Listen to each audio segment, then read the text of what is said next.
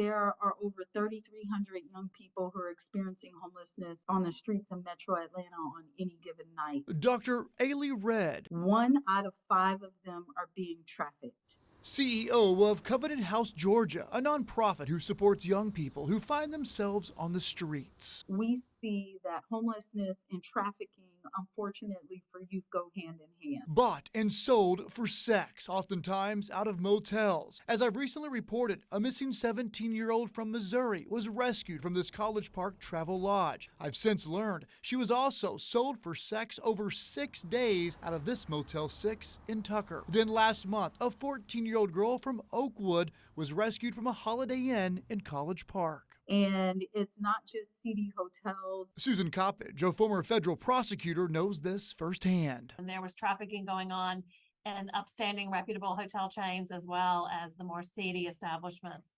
It happens everywhere in Atlanta. Coppage is a board member of Polaris Project, the organization that runs the human trafficking hotline. The hotel industry has had a real wake-up call with respect to their responsibility when it comes to sex trafficking. Prosecutors going after them if they're profiting from sex trade. And there are increasingly lawsuits under the Federal Trafficking Victim Protection Act where individuals who have been victims of this crime can sue the hotel chains. Coppage says in Georgia, the Attorney General's Human Trafficking Prosecution Unit is sending a strong message. So looking at a full service prosecution model really does make an impact on the trafficker, the purchaser, the buyer, and the establishment where it's happening.